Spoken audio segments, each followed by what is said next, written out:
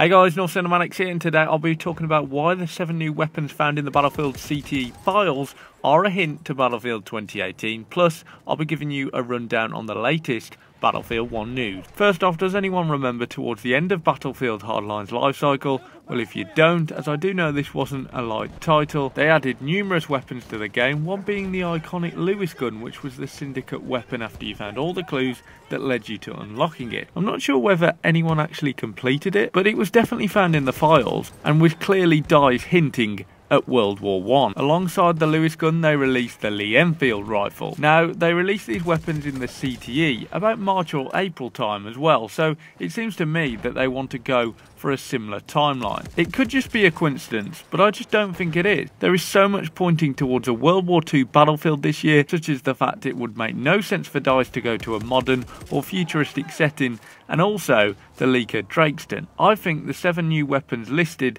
in Battlefield 1 CTE is a hint to the next Battlefield title. But what do you guys think? Now let me just give you a list of some of the weapons that we will see make its way into the game. I believe it will be around June time, which is the same time that Shock Operations will release. First off, the BAR World War II or BAR A2.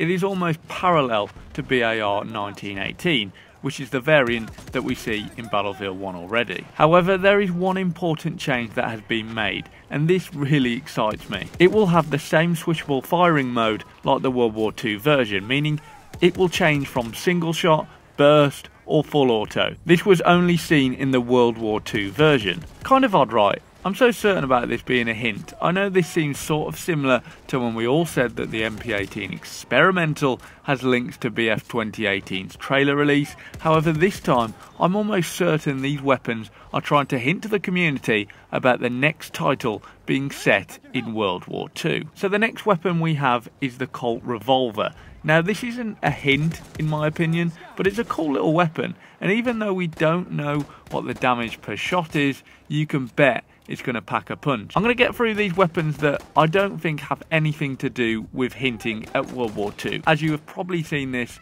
in countless videos already. But next up we have the Thompson 1919. This is a submachine gun, and it was used in gangs in the 1920s but did not see active duty in the Second World War. However, please let me know in the comment section down below if they did. The Marines would have used the M1A1, so probably not a hint, but it's still a Thompson, and when we think of this as a brand, I instantly think Second World War. I don't know about you guys. Then we have the Thompson Annihilator. Both of these guns are exactly the same, other than a water cooler on the end. So if they're exactly the same, probably aren't going to see both of them come to the game, so DICE are most likely going to make a decision on which one they think looks cooler.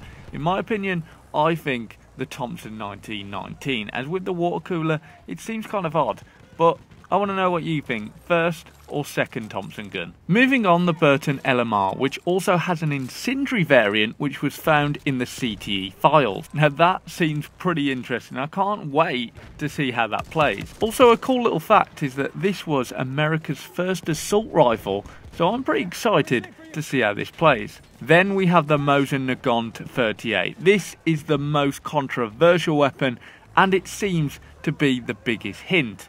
It's a very iconic World War II weapon, and this is a bolt-action rifle that wasn't put into production until 1938. This was used throughout the Second World War and did not even see any World War I combat. So come on guys, this has to be a reference to Battlefield going to World War II this year. This seems like they are doing the same thing that they did for Battlefield Hardline. It does seem like they are teasing us. Then we have a gun that I can most certainly not pronounce, but I'm just going to say it's the FD.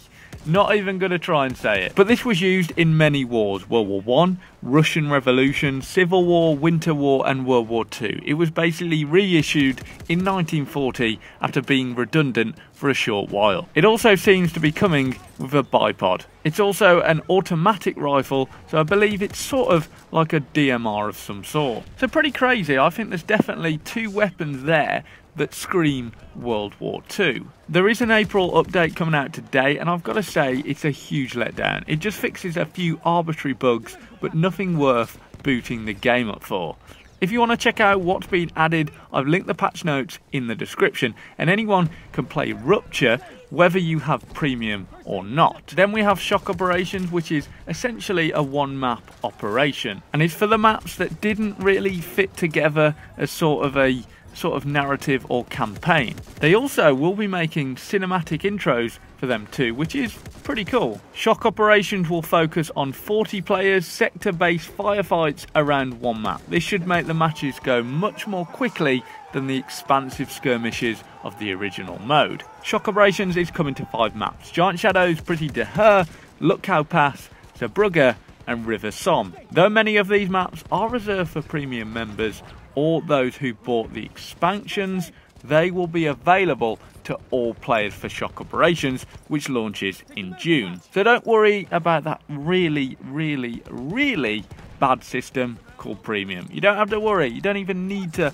have bought any of the maps, which I think is great, and it's going to sort of inject more life into a game that essentially is dying out. Now, going through all these weapons, the 2 weapons that stood out for me has to be the Mosin Nagant 38 and the Bar A2. These both scream World War II, and if you see, there's only 2 out of the 7 that say World War II to me, which means if you take the 2 weapons, and they are weapons, World War II. Yeah, I'm just joking about that. But seriously, I think we are seeing a similar hardline tease. What do you guys think? I'm seriously very interested in what you guys think. So until next time, have a good one.